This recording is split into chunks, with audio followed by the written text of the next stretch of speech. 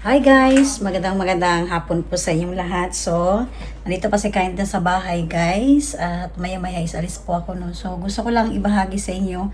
Ayan o, kakaligo ko lang po dahil grabe o. Tingnan niyo po. Ang init po talaga sa Japan. So, ngayon po is 15 na po ng hapon. So, ngayon guys ay gusto ko lang ibahagi sa inyo. I-update ko po sa inyo guys yung aking itinanim na pipino, kung ano ba yung progreso niya. At may ginawa po kami, hindi ko lang siya na vlog dahil nga po nagmamadali si Kindness. So kung napansin niyo po guys, medyo matagal ako nakakapag-upload no, kasi minsan may mga video ako pero hindi ko na-edit kasi nga busy po. So ngayon po is titingnan natin yung ginawa po namin guys, alright? So bago ang lahat guys, bago tayo pupunta sa doon sa ating tanim na mga pipino no. So pakita ko lang po sa inyo, naglinis kami kasi nga po pauwi tayo ng Pilipinas. Ayan. And then dito guys, tuwing summer may dumidikit pero buti na lang may binili kami na spray. So hindi na sila nakadikit ngayon. Yan po. Dito palagi yung ano ko pag summer kasi marami talagang dumidikit dito na mga kung ano-ano. Tapos madumi sa baba kasi parang gumagawa sila ng bahay. Kaya lang ngayon hindi na kasi nilagyan namin yan ng spray. Yan. Yan po. Tapos ayan, malinis na po guys. Kaunting ano lang po. And then tinanggal namin yung ano dito kasi nga may mga plano naman si Kainish balang araw no. Yan po. So yung tanim po natin dito. Ayan, pansamantalang wala po muna. Yan. Dahil nga sobrang busy ni Kindness, hindi ko po talaga magawa yung mga plano ko guys. So kung minsan naman may time ako, pero ang ginagawa ni Kindness is nagpahinga po ako. Yan, dahil nga yung trabaho ko po talaga habol, minsan 3 hours, 4 hours, minsan 6 hours.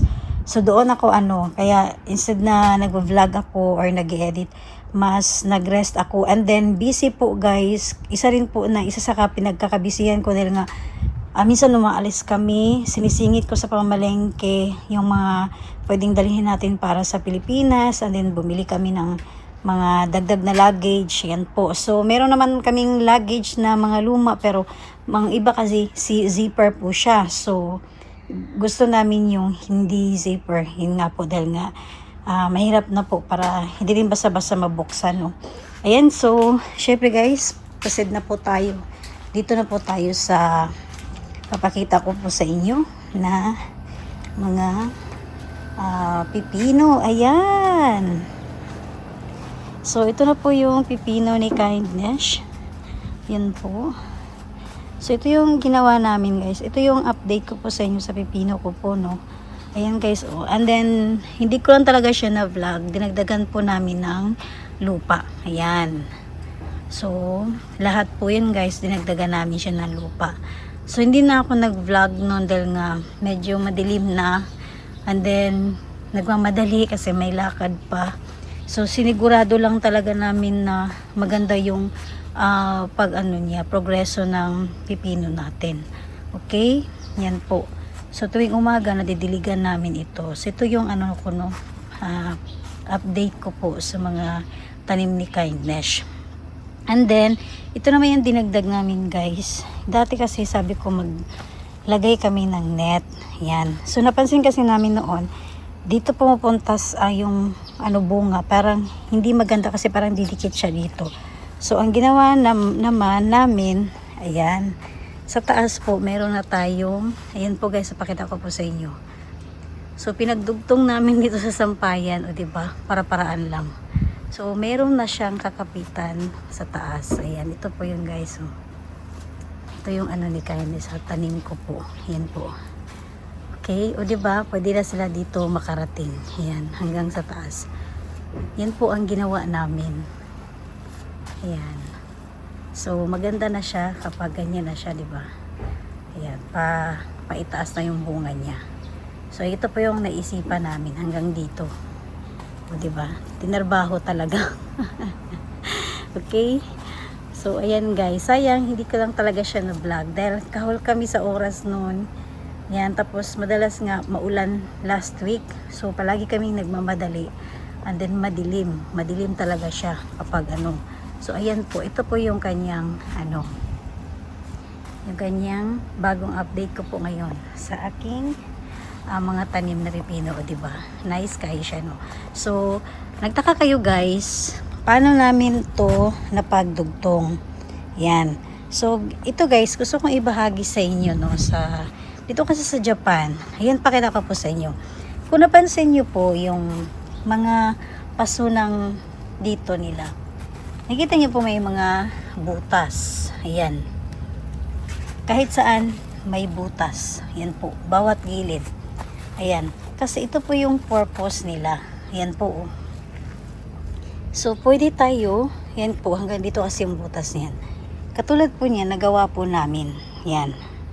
Nagawa namin siyang lagyan ng mga para makagapang silang mabuti. Ayan. So, ito po yung ginawa namin. Okay?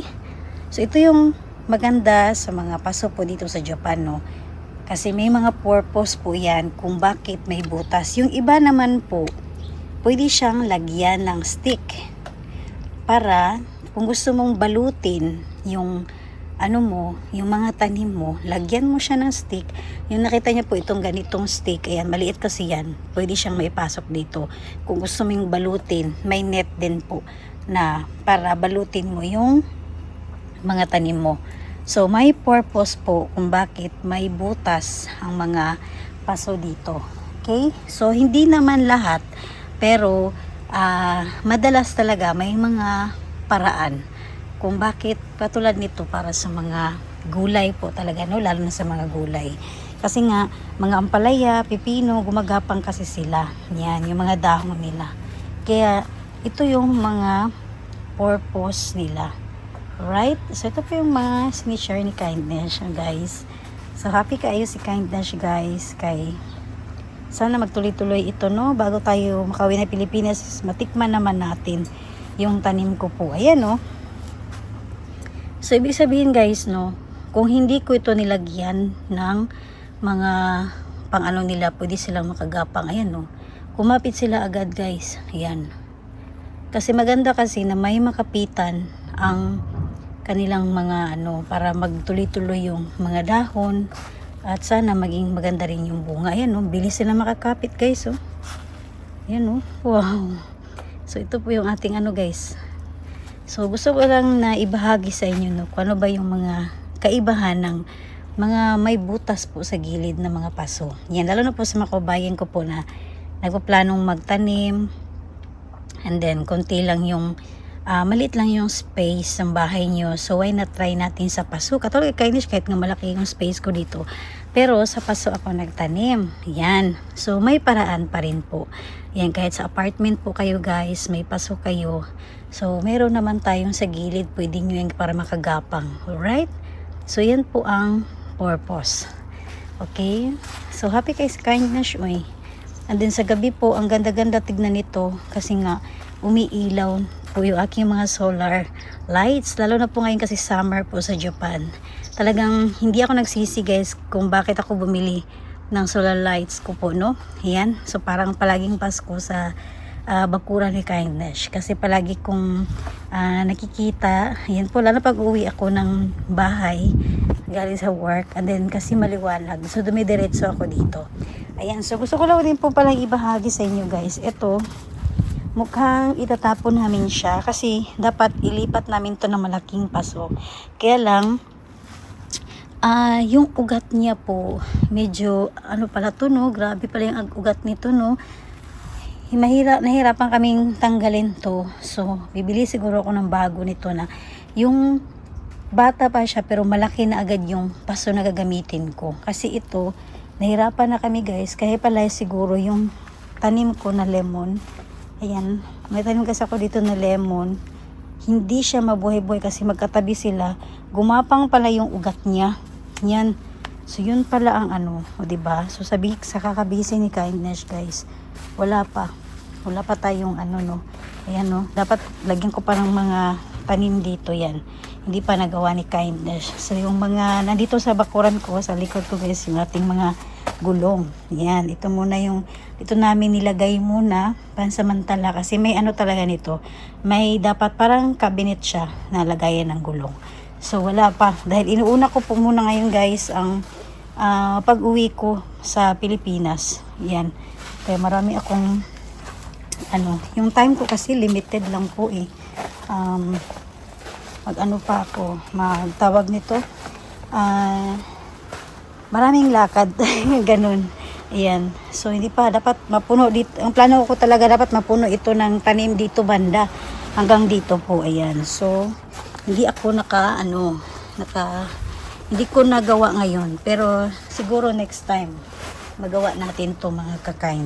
Okay? Ayan.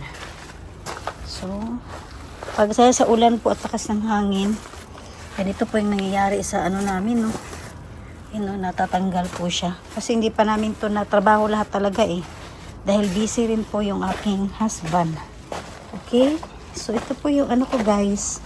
Ibinahagi lang po sa inyo.